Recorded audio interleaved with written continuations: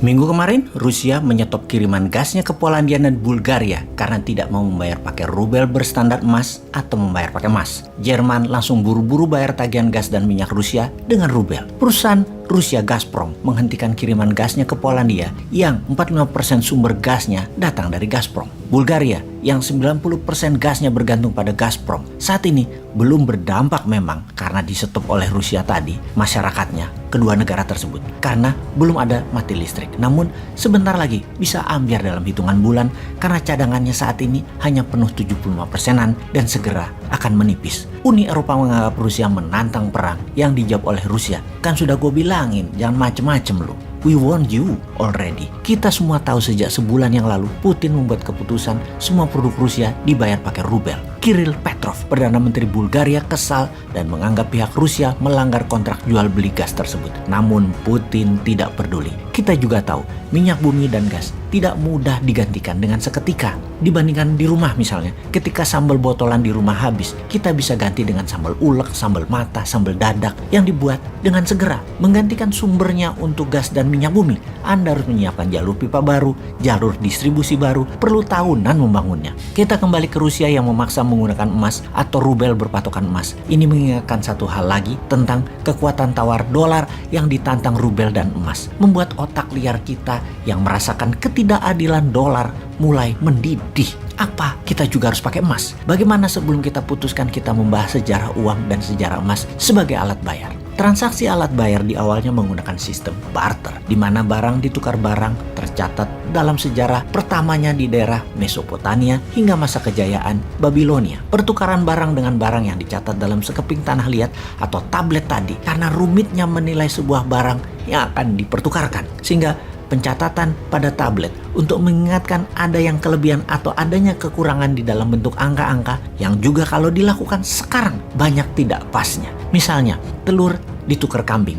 1000 telur misalnya, nilai 1 kambing. Sementara yang punya telur hanya perlu sebagian daging kambing. Pada saat itu kerumitan ribuan tahun transaksi terpecahkan dengan disederhanakan catatan bayar di tablet tadi digantikan dengan benda netral bernilai tinggi, yaitu dengan menggunakan kesepakatan bayar menggunakan emas. Awalnya itu di zaman Yunani, sekitar 700 tahun sebelum Masehi, alias dunia selama 2000 tahunan sebelum koin emas dipakai sebagai alat tukar kepercayaan transaksi, masih menggunakan barter yang dicatat di tablet. Dengan adanya koin emas berbagai ukuran, maka kehadiran pencatatan dalam tablet menjadi tidak diperlukan lagi. Setelah jual beli bayar pakai koin emas, putus sudah hubungan dagangnya. Koin emas juga disebut fungible karena bisa menjadi alat tukar barang apapun karena kesamaan nilai. Fast forward ke abad 14 di mana kertas dipergunakan sebagai alat bayar yang lebih ringan dan lebih rinci nilainya. Sebentar kita break dulu di sini. Kita bahas uang kertas yang ringan dan rinci ini ternyata mempercepat jalannya pertukaran barang dan mempercepat pertumbuhan ekonomi di sebuah wilayah. Bandingkan selama 2000 tahunan transaksi menggunakan barter dan tablet, ekonomi dunia belum bisa merata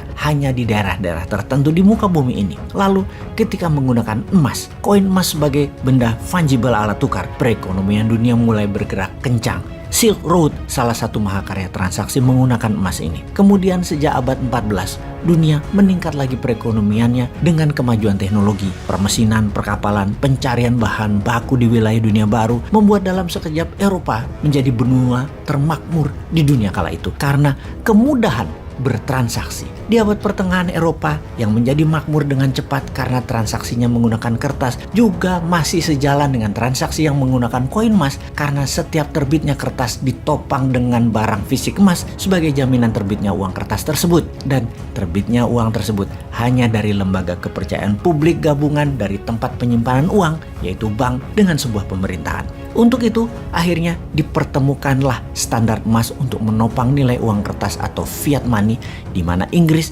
di tahun 1821 adalah negara pertama yang menggunakannya, dan sejak saat itu pound sterling menjadi mata uang dunia. Karena mayoritas transaksi perdagangan di seluruh dunia pada saat itu terbanyak adalah bermuara di kerajaan Inggris yang koloninya ada di seputaran bumi.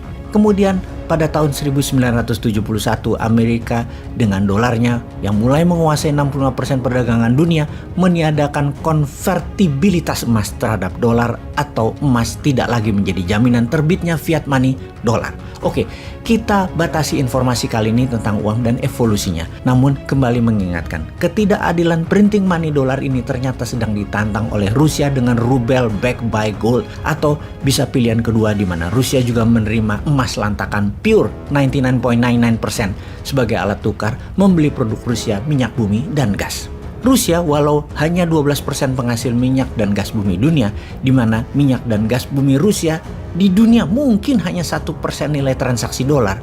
Namun kalau ditantang terus-menerus, maka nantinya semakin beragam lagi yang menantang karena banyak negara terinspirasi, termasuk new mind-nya Indonesia. Maka dolar bisa kehilangan kepercayaan sebagai cadangan devisa negara dan sebagai alat bayar dunia. Jadi ngerti kenapa Indonesia walau jauh di belahan dunia lainnya dari wilayah perang harus bersiap-siap atas apa yang akan terjadi kemudian. Wahai Indonesia, main cantik lah.